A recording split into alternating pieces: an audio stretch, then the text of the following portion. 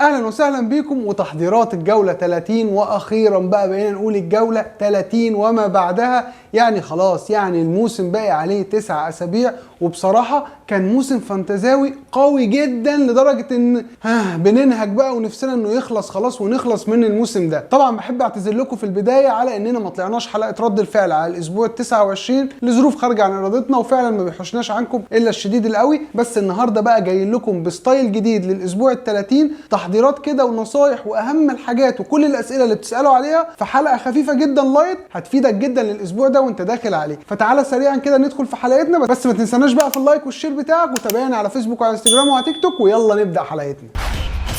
نبدا بقى حلقتنا زي ما احنا متعودين. انزل دلوقتي حالا حط لي في التوقعات بتاعتك تتوقع مين اكتر حارس مرمى هيجيب نقط، واكتر مدافع، واكتر خط وسط، واكتر مهاجم، عشان المسابقه اللي ما بيننا وما بين بعض بتاعه توقعات الاسبوع ال 30. عامه تعالوا بقى سريعا نبص كده على الدوري بتاع وان تو فانتزي الاوفر اول. بقى البطل دلوقتي بقى معانا بطلين جداد، معانا الليثي ومعانا محمد نوري، الاثنين بقوا هم اوائل الدوري ب 2019 نقطه، رقم قوي جدا، وواضح ان المنافسه فعلا شد حيلها قوي. وعلى الناحيه الثانيه بقى متصدر شهر ابريل طبعا هو ماندو اللي جايب 162 نقطه، رقم حلو قوي يا ماندو ان انت تجيبه في الجوله دي. طبعا انت كان فرق بينك وبين الهايست تقريبا بس 11 نقطه، فشابوه قوي الماندو. اما بقى بالنسبه لي انا فانا جبت 115 نقطه، وترتيبي حاليا على العالم 246,000. طيب الحلقه دي هنتكلم فيها على ايه؟ بص يا سيدي، الحلقه دي هنتكلم فيها على وضع هالاند معانا ايه؟ هالاند لو مش عندنا نجيبه ولا ما نجيبوش، ولو هنجيبه نجيبه مكان مين، ولو هنمشيه يبقى مين الاولى ان هو يجي مكانه. ده هنتكلم عليه عن موضوع هالاند. هنتكلم على وضع لعيبه ارسنال معانا اخبارها ايه، هنتكلم على لعيبه برايتون برضو وضعها معانا ايه، وفي كده لعيبه او 2 ديفرنشال هتكلم معاك عليهم هيبقوا ان شاء الله ممكن يفرقوا لك شويه الدنيا. وفي بقى فكره كده بتكلم معاكم فيها ان شاء الله في اخر الحلقه على فكره ان احنا هنغير شويه من التمبلت بتاع الوضع الحالي اللي هو خلاص تقريبا 3-4-3. لا، بفكر بقى الفتره الجايه ان احنا نلعب ب5 في نص الملعب، وهيبقوا 2 بس مهاجمين. فمين انسب مهاجم ثالث اللي هيتحط عندنا على الدكه؟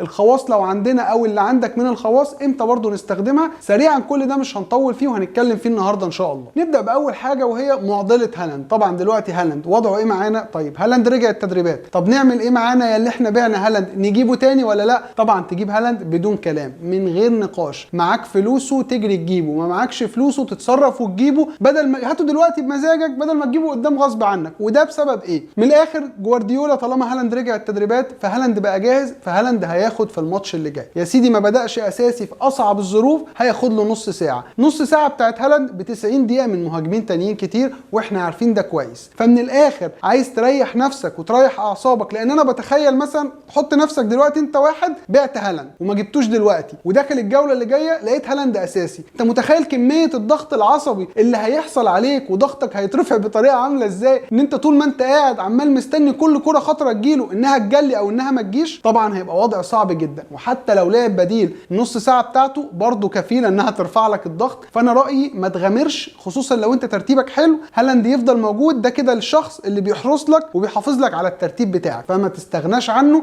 عشان اعصابك وعشان صحتك يا ابن الناس، واكيد برضه عشان ترتيبك، ما فيهاش كلام. ده بالنسبه لموضوع هالاند. لو هو مش عندك فانت روح هاته. طبعا هيجي واحد بقى ويقول لك يا عم الفاريزي هيلعب وهيكمل، وهالاند هم دلوقتي مركزين في دوري الابطال. هالاند بيلعب من اول الموسم وهم شغالين في الشامبيونز وهم شغالين في الدوري. هالاند صحه كويسه، ما بيطلوش الروتيشن كتير، البادي بتاعه قوي، بيستحمل اللعب، ما عندوش مشكله، سنه صغير. فجوارديولا دايما ما بيجيش جنبه في ناحيه الروتيشن دي. حتى لو الفاريز كويس، انا عارف ممكن جدا تلاقي جوارديولا بيلعب بالفاريز وبيلعب بهالاند مع بعض، بس زي ما بقول لك هالاند حتى لو بداش اساسي على الاغلب في نص ساعه هيقدر ياخدهم الماتش اللي جاي. طيب هنيجي بقى للسؤال بتاع نجيب هالاند مكان مين؟ هقول لك اكيد مش بدل كين. هتقول لي ليه مش بدل كين؟ هقول لك كين الفتره اللي جايه عنده برايتون في بورنموث، ماتشات حلوه، بس بعد الماتشين دول تقدر ان انت تخلص من كين، خصوصا انه ما عندوش دبل قدام وهتبدا ماتشاته ترخم. بنتكلم في نيوكاسل بقى، في يونايتد، في ليفربول، فساعتها ممكن تبدا تفكر انت تخلص من كين، لان زي ما قلت لك خلاص من هنا لنهايه الدوري التمبلت بتاع العام بتاع الشكل بتاع اللعبه هيبدا يتغير جامد. هتقول لي طب ايه بدل واتكنز؟ اقول لك اوعى، اياك ما تلمسوش واتكنز، عندك ما يطلعش من فرقتك، فورمه جباره، مسك فورمه وتوب فورم، اياك تبعد عنه ولا ان انت تتخلص منه طالما موجود في فرقتك، ولو ما عندكش تروح تجيبه كمان. واتكنز كمان الماتش اللي جاي بتاعه قدام نوتنجهام فورست، فلا دونت تاتش واتكنز طالما في فرقتك، فنقدر نقول كده ان هالاند لو هيجي مش هيبقى بدل كين ولا بدل واتكنز. طب بدل مين؟ انا بشوف ان هو يجي مكان توني، وكنت اتمنى بصراحه ان توني في ماتش اليونايتد انه كان ياكل الانذار عشان نخلص من الفيلم ده ويبقى ريح لنا دماغنا وبقينا بنبدله تبديله شرعيه.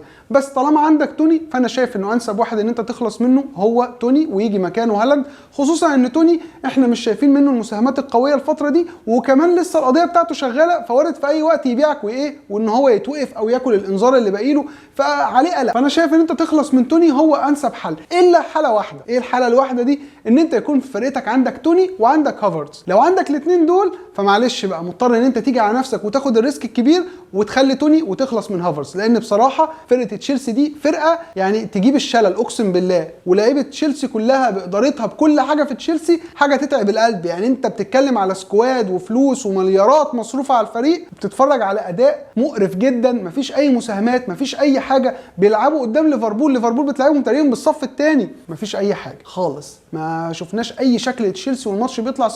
فلا انا شايف انه الانسب لك حتى لو مش ده الامان، لا انت تخلص من هافرتز وتقرر ان انت تكمل مع توني لو المقارنه ما بين توني وهافرتز، وفي ايدك كده وانت بتبيع هافرتز اخلص كمان من جواو فيليكس. لو عندك ما عندكش هافرتز عندك جواو فيليكس برضو تخلص منه. انسى فرقه تشيلسي دي، الفرقه دي خلاص انا لا اثق تماما فيها، مهما عملوا ومهما ناويين يعملوا انا خلاص ما عنديش اي ثقه ولا عندي اعصاب تخليني استحمل اقعد اتفرج عليهم تاني بصراحه. طب يا عم سري انا ترتيبي مش حلو وانا مش عايز احافظ على ترتيبي، فمش محتاج هالاند، عايز اخلص منه وابقى ماشي عكس الناس واجيب لي واحد ديفرنشال يفرق لي الدنيا كلها. مين؟ اعتقد انها سهله وبسيطه، وانا هنا بقول لك على خيسوس. من الاخر عايز تاخد الريسك الصح ان انت تخلص من هالاند، البديل الشرعي بتاعه يكون خيسوس. عنده الماتش اللي جاي بتاعه قدام ليفربول دفاعها شفنا سيء جدا وعامل ازاي، فاعتقد هيبقى ماتش كويس، خصوصا كمان ماتشهم اللي بعد ليفربول عندهم وستهام، الماتش اللي وراه عندهمش بلانك في ال 32 هيكون قدام ساوثهامبتون، اقوى تاني هجوم في الدوري ب 70 جون بفرق جون عن السيتي اللي هو 71.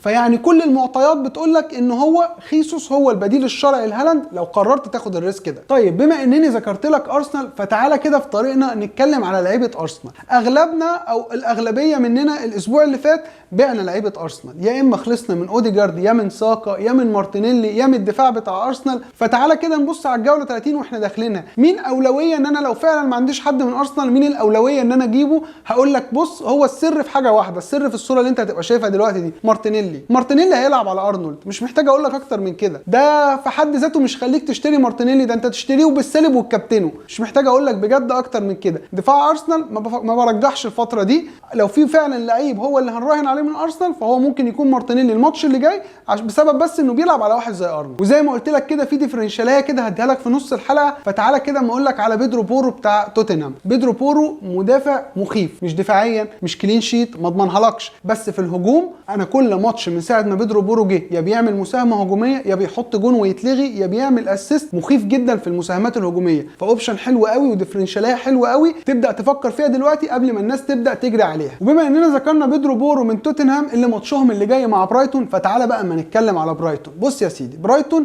مش غلط خالص ان انت تجيب الاثنين بتوعهم بتوع نص الملعب اللي هو ميتوما ومعاه مثلا ماك اليستر او معاه مارش، مش غلط تماما حتى لو ماتشهم اللي جاي قدام توتنهام مش الفرقه الدفاعيه اللي تخوف، بس برايتون بقت الفرقه الهجوميه اللي تخوف قوي وجامد. تعالى كده ما اوريك الاحصائيات بتاعهم في ماتش برينفورد اللي فات عامله ازاي. تخيل ان برايتون ماتش برينفورد 3-3 شايطين 33 كوره، 33 تسديده، منهم 14 على المرمى، منهم 8 كانوا بره المرمى، ومنهم 11 عملوا لهم بلوك من الدفاع. فمنهم بقى عشان كده لما تبص على راي الماتش اللي فات طلع بكميه سيفز مخيفه، وتقريبا اكتر حارس طلع بسيفز طلع ب 11 سيفز. ال 14 اللي اتشاطوا من برايتون قدر ان هو يعمل منهم 11 تصدي، وطالعين ب 14 كورنر ونسبه استحواذ 73%، ارقام مرعبه. فرقه برايتون هجوميا شابو دي زيربي بجد عمل فرقه مخيفه في الحته الهجوميه. فلما تيجي تقول لي مثلا عندي ميتوما اجيب مين من برايتون، هقول لك فكر قدام ما تفكرش ورا. بس لو اوريدي عندك ستوبينان خليه قعده دكه، ممكن تحتاجه الفتره اللي جايه. عندك ستيل برضو نفس الكلام اللي قلناه على ستوبينان، بس انا بقى برجح الفتره اللي جايه لا بلاش ستيل، انا بفكر في ستوبينان بسبب برضو مساهماته الهجوميه، نفس الكلام اللي اتكلمته على بورو. تعالى بقى اما اكلمك على 2 لعيبه ممكن نجيبهم في حاله فقط ان احنا نعمل وايلد كارد. وليه بس وايلد كارد؟ لان فساعتها احنا هنفور الفرقه بتاعتنا وهنغير استراتيجيه اللعب وهنلعب ب 3-5-2، وده كله هيكون بسبب ان احنا هنبدا نفكر بقى في لعيبه ليفربول، وبالاخص بنفكر في محمد صلاح. طالما فكرنا في محمد صلاح يدخل على فرقتنا الحاليه فعلى الاغلب الميزانيه بتاعتنا هتضرب مننا جدا، فهنبدا نفكر. وطبعا طالما صلاح هيبقى موجود مع بقى لعيبه برايتون مع لعيبه ارسنال مع راشفورد، فانت بتتكلم ان لازم يبقى في عندك 5 في نص الملعب في الطريقه بتاعتك، فهتضطر ان انت تلعب باثنين بس مهاجمين. فيبقى مين بقى المهاجم الثالث بتاعي اللي هو بيلعب بس ممكن ان انا اضحي بيه واقعده دكه؟ انا هنا بكلمك على فينيسيوس من فولهام، البديل بتاع متروفيتش اللي خلاص هيغيب لنهايه الموسم او للاسبوع ال 37. ففينيسيوس هيبقى هو الاساسي بتاعنا وسعره 5.4. او لو انت برضو فلوسك مضروبه جامد يبقى فيركسون من برايتون اللي سعره 4.6. الاثنين عندهم دبل كمان في ال 34، فمش غلط خالص لو هنيجي نفعل الوايلد كارد ان احنا نفكر في الاثنين دول مع صلاح لو هنفكر ان احنا نجيب صلاح. وعلى سيره الوايلد كارد، هل انا محتاج اعمل وايلد كارد الجوله دي؟ طبعا كل واحد وعلى حسب فرقته، بس لما اجي ابص مثلا على فرقه زي فرقتي لا انا مش محتاج اعمل وايلد كارد الاسبوع ده. بس انا امتى بقى ابدا محتاج وايلد كارد؟ ابدا محتاج وايلد كارد لما ابدا بقى اروح اجيب مثلا من ليفربول 3 لعيبه، عايز اجيب من دفاع السيتي، عايز ابدا اخلص من هاري كين، عايز ابدا اخلص من واتكنز، عايز ابدا اخلص من لعيبه ارسنال في نص الملعب بدل ما هم 2 أو 3 يبقى هو واحد كفايه. هنا بقى ساعتها يبقى انا فعلا محتاج الوايلد كارد، واحنا هنا بنتكلم على الاغلب ما بين الاسبوع ال 33 او ال 34، وكنت برجح انه يبقى ال 33 عشان لو عندك التريبل كابتن برضه نقدر نستخدمها في ال 34. وطبعا التريبل كابتن في ال 34 هتكون على هالاند اللي هيكون عنده ماتش فولهام وعنده ماتش ويست هام، مفيش احسن من كده وقت نقدر نستخدمها على هالاند. اتكلمنا على الوايلد كارد امتى، اتكلمنا على التريبل كابتن امتى، نتكلم على الفري هيت لو لسه عندك. طبعا انت من المحظوظين يا ال 32 يا ال 34، يا اما في البلانك يا اما في الدبل، على حسب وضع فرقتك ايه تبدا ان انت تقرر امتى وقت الفري هيت المناسب بالنسبه لك. هتيجي بقى نتكلم كده شويه حاجات سريعه قبل ما ندخل على الكابتنه. ماديسون لو عندك اصبر عليه، معلش مضطر تصبر عليه، هو اكتر حاجه ممكن يجي منها امل من ليستر سيتي. نفس الكلام على برونو، لو رحت اشتريت برونو من يونايتد برضه اصبر عليه، بس ما تصبرش عليه كتير قوي لان خلاص هو كمان ال 32 عنده فيه بلانك، فالصبر عليه هيبقى بحدود برضه برونو. ونيجي بقى مع فقره الكابتنه ونبدا مع الكابتنه المضمونه. اول كابتنه مضمونه معانا هيكون راشفورد قدام ايفرتون وقدام غاندي. هتقول لي هو عنده دبل ولا ايه؟ اقول لك هو عنده دبل قدام ايفرتون وغاندي، فالقرار قرارك بقى، شوف انت بتؤمن بالمقوله دي ولا لا وقرر. بعد كده اللعيبه اللي معانا هيكونوا 2 لعيبه، كين قدام برايتون وميتوما قدام السبيرز. واحد منهم تقدر لو هو عندك فرقتك او لو الاثنين عندك حادي بادي بقى وخد قرارك واستخير قلبك. الاثنين مش ممكن جدا ان هم يجيبوا حاجه حلوه في الماتش اللي جاي بتاعهم. اللعيب الثاني بقى اللي دخل الكابتنه المضمونه وهو حاطط رجل على رجل فهو واتكنز، خصوصا انه الماتش بتاعه قدام نوتنجهام فورست. نيجي بقى مع كابتنتنا الريسك. كابتنتنا الريسك هتكون مع اللعيبه اللي مكسر الدنيا الفتره الاخيره وهو جريليتش عنده الماتش بتاعه قدام ساوثهامبتون، فكابتنه ريسك حلوه قوي تفكر فيها. على الناحيه الثانيه مارتينيلي اللي هيلعب قدام ارنولد، مش بيلعب قدام ليفربول، هو هيلعب على ارنولد، فده اعتقد ان دي تبقى ممكن تدخل في قاعده الكابتنه الاحسن من المضمونه كمان لو عايزين تاخدوا يعني نتكلم بصراحه. يعني اللعيب الثالث بقى اللي انا اشك ان هو يكون عند حد فينا بعد اللي عمله فينا الفتره اللي فاتت، بس وارد يعمل حاجه زي ما عمل الدور الاول، فهو هافرز قدام الولفز. ده بالنسبه للكابتنه الريسكي. مستني انت الكابتنه المجنونه وبتعشق الريسكات انت صح؟ طب خد يا سيدي، عندك ريام قدام وستهام، ريام المدافع بتاع فولهام قدام وستهام، دي الكابتنه المجنونه بتاعتنا الاسبوع ده وان شاء الله تظبط معاكم. اتمنى بقى ان تكون الحلقه عجبتكم، كانت حلقه خفيفه. اتمنى لو عجبتك الحلقه انزل حط لنا اللايك بتاعك، اشترك معانا لو لسه ما اشتركتش، فعل جرس تنبيهاتك، ما تنساش تتابعنا على فيسبوك وعلى انستجرام وعلى تيك توك. كان معاكم اسلام سري من 1 2 بالعربي. سلام.